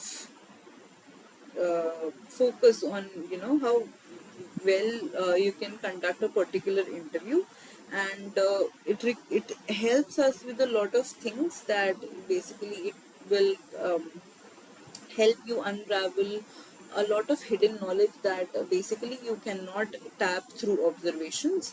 Then there are sensorial qualities to conversations that happen between you and the participants. So there is not just words that make meaning, but a lot of different, non-verbal cues like gestures, emotions, and sound, tone, dialect, accent.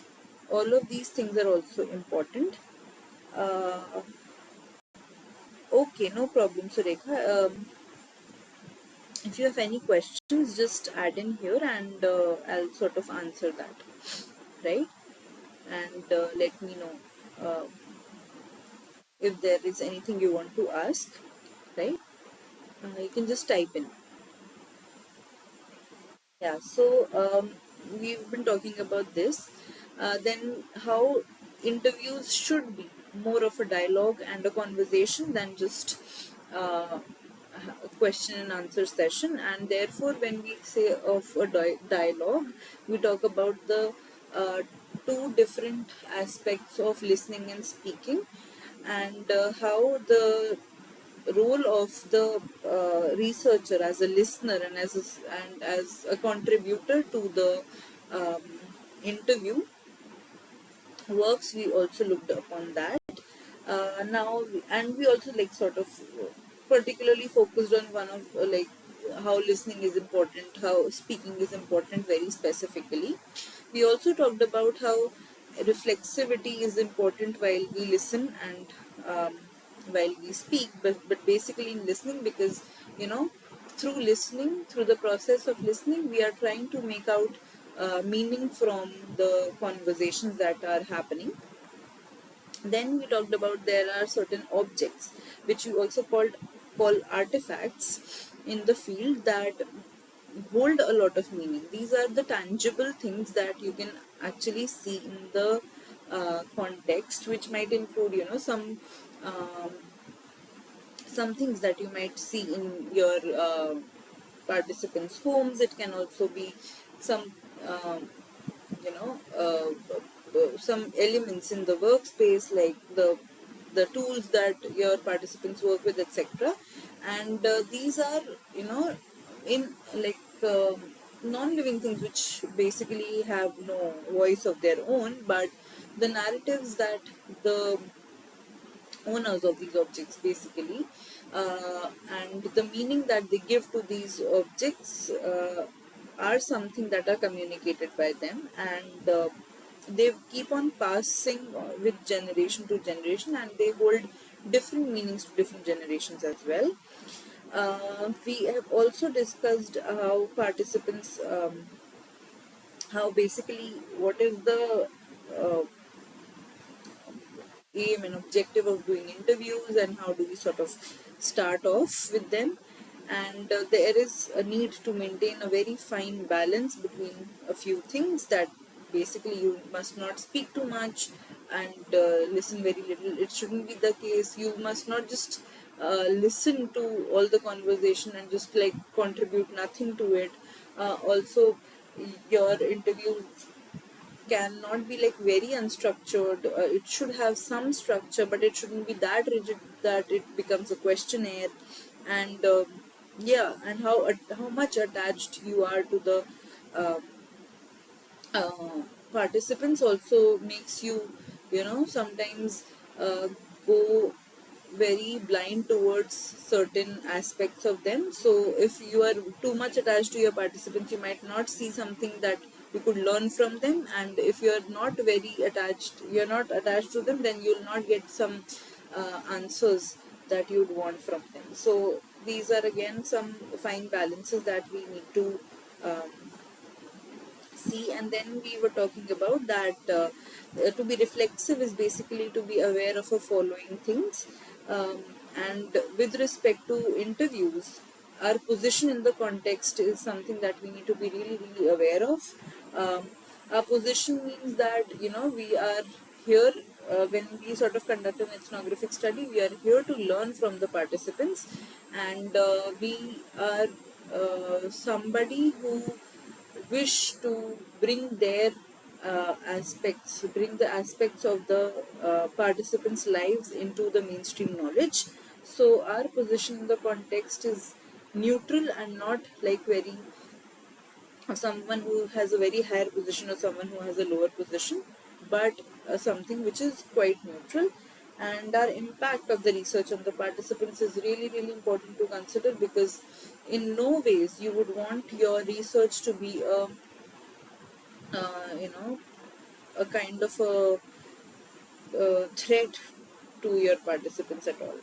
So our engagement with the other is basically an interaction of similarities and differences with them, which is, as I said, all through the course, that there is a kind of you know difference levels with respect to participants and researchers, and they try to understand each other's differences through conversations, and these are what interviews help in. Uh, there are also obviously similarities with a lot of things, and these sort of help you with building relationships with your participants. And as we spend time with our participants, our understanding of the other, which we consider as our participants, evolves. And as we make sense of these similarities and differences, we kind of get this idea of your participants as something which is, enriching every day. So how do we make sense of all these differences and similarities that we have is something that is of importance to us. And finally, I would end it with this slide that Martha basically calls this the difference between knowing and not knowing. So whatever you do not know about your participants, you seek to know that, and whatever you know, you try to make meaning out of it. In the interaction that happens in this process, we try to bridge this kind of a difference. So we try to make the knowing and the not knowing come together and sort of have some idea about some in-depth idea about your participants' lives. So for a participant, having their narrative heard and recorded in a way of having their version of history recognized is something which is important. And for the researcher, basically, this idea of putting forth this narrative is important, because uh, they would want to enrich the history that we have been reading about through the participants. And in doing ethnographic interviews, we sometimes play the role of mediators, translators, carrying our participants' narratives basically to the world. So it's, as we said, the researchers here are trying to become a voice uh, of the participants, because their perceptions, their opinions, their ideas about certain things, their experiences need to be addressed so that they can have their fair share of history in their name, right? So this was all it, um, Surekha, and yeah, we've been talking a lot about ethnography. We've been talking a lot about a lot of particularities in ethnography specifically, and now these problem solving sessions come to an end. We have this was the final problem solving session, and we if you have sort of any questions apart from uh, all of these things that we might have discussed or anything like in general, and after this problem solving session we can obviously chat on the discussion forum. You can post your queries there and we can answer them. uh, yeah, and for now, like if you have any questions, I would love to answer them. I would love to address them. You might write your question in the chat box if you want to.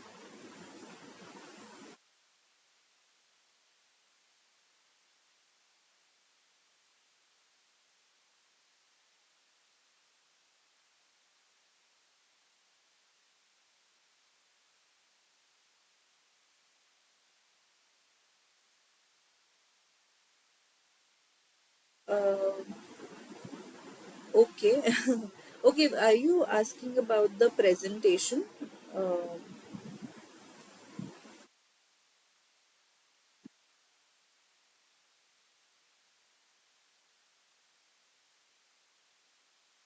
uh, like if you're asking that where you can find this presentation of the problem solving sessions, then I can tell you that's not there in the mail. Basically, that is there in the like in the like when you open the course, you have this week 1, week 2, week 3 thing, and at the end you have this problem solving session link. You click on it, you will find a spreadsheet where my YouTube channel and these recordings are uploaded. You can also go through these problem solving sessions which I am taking again if you would want to, and you can also access the presentation from that spreadsheet only.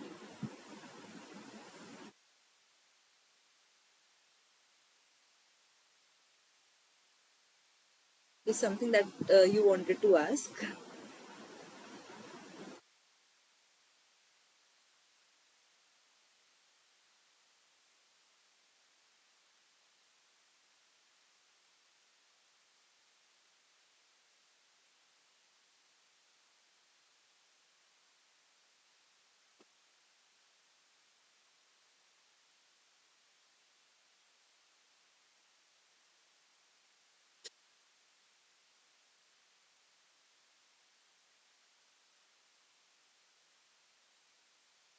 Oh, uh, you wanted to ask something else?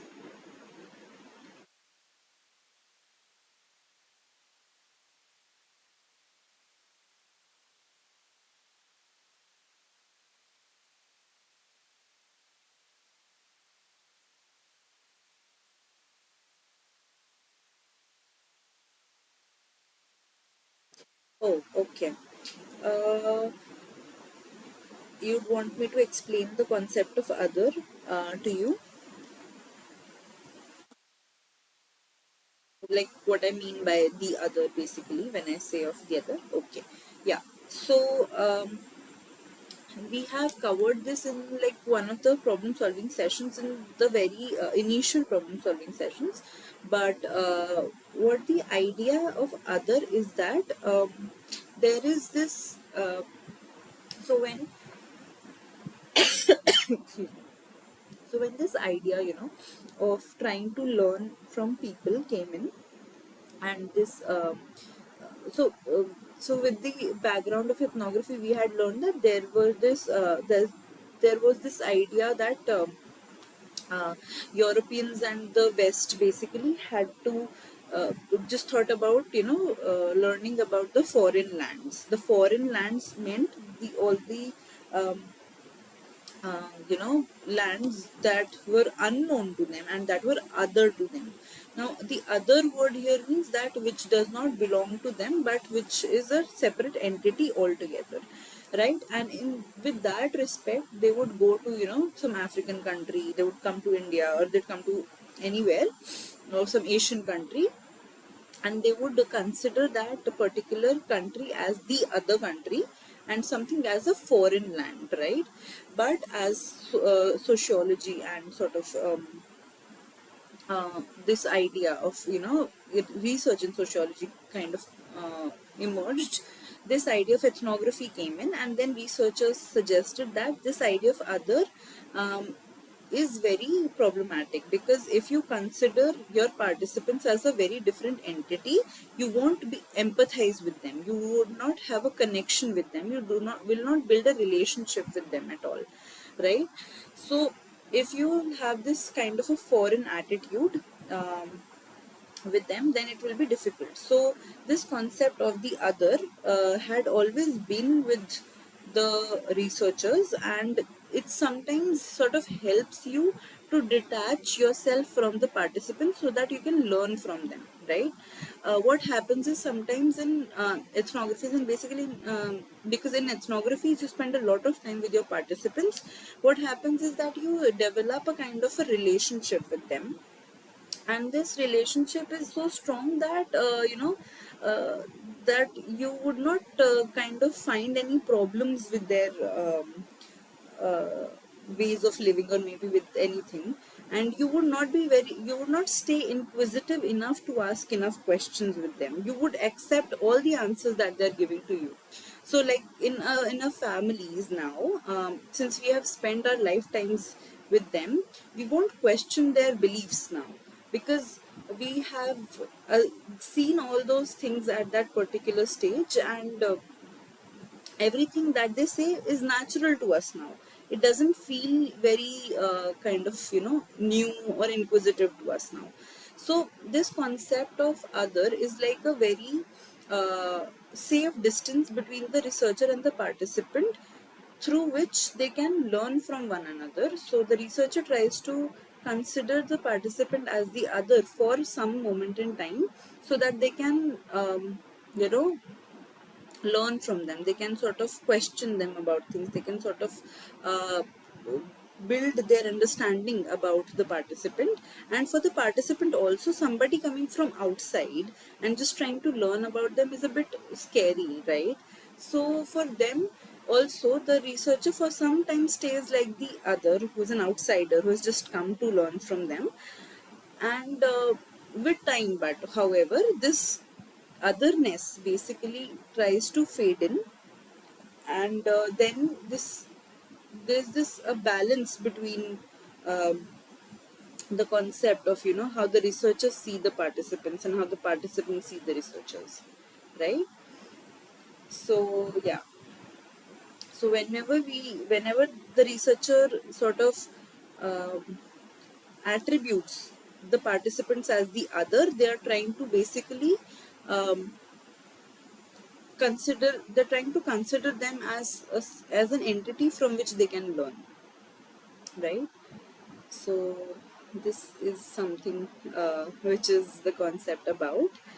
uh, did I make sense to you, or like I should explain more? Let me know.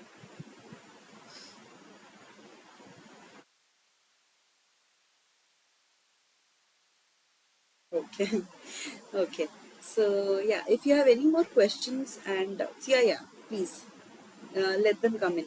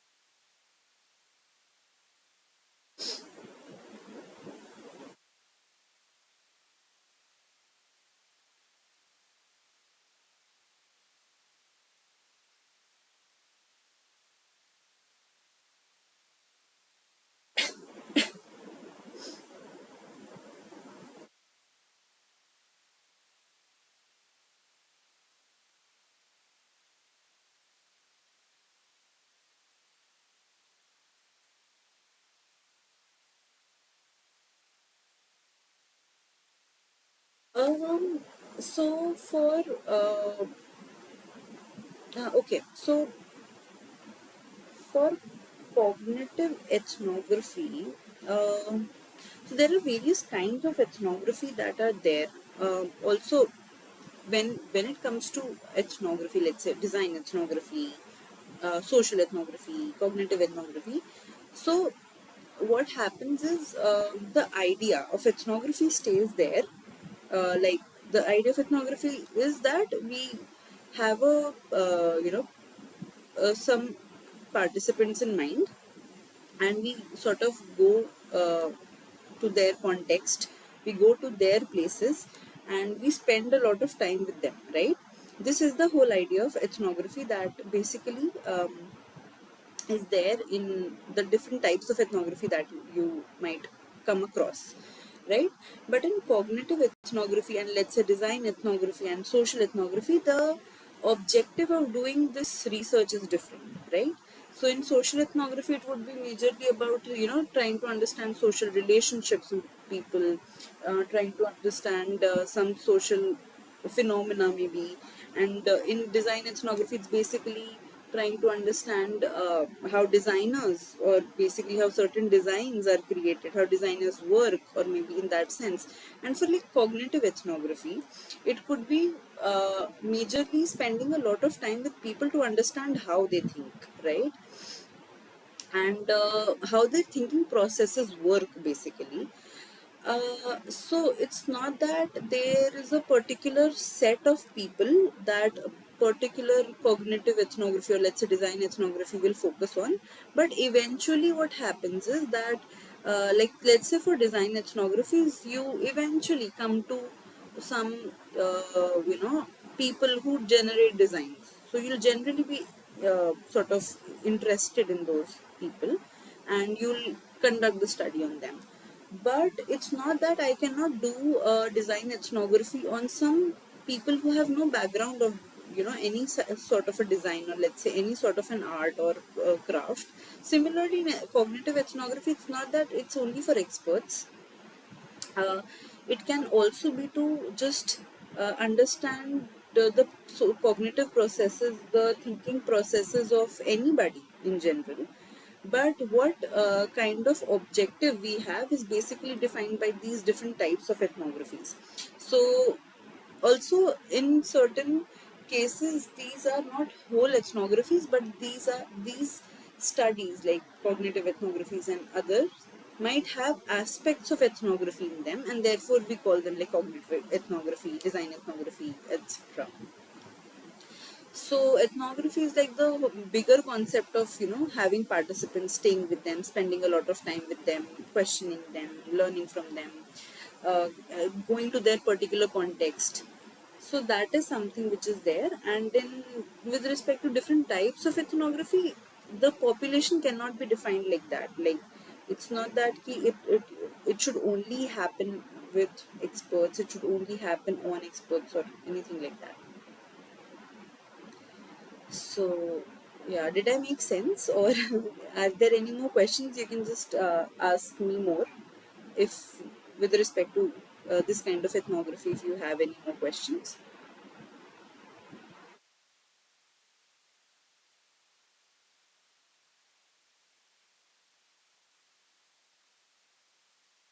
Yeah, okay. So, would you want me to explain anything more? I can do that right now. Or if you have any more questions, I can address that.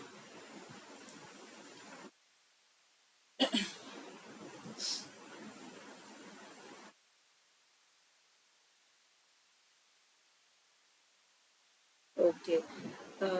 So thank you so much, Surekha, for joining in and asking questions. Basically, that is really important.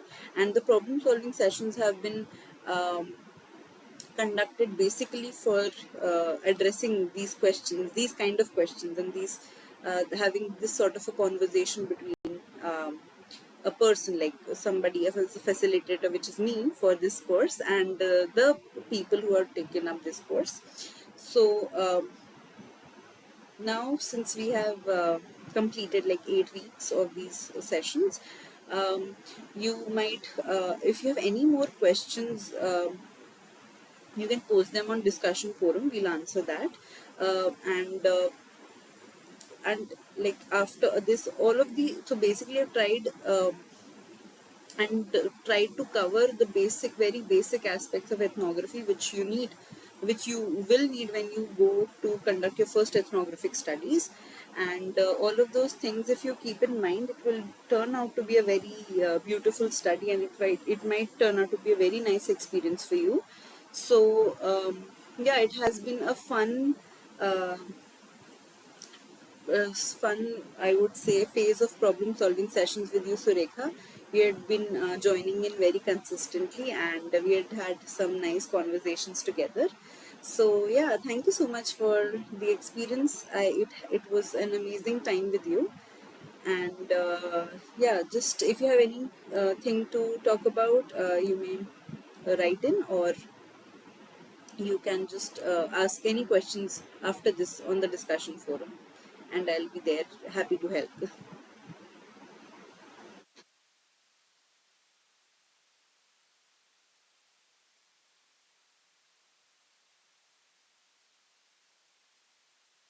So, yeah, thank you so much, Surekha. Just let me know if we can close this session. Yeah, thank you so much. It was lovely having you here. Thank you.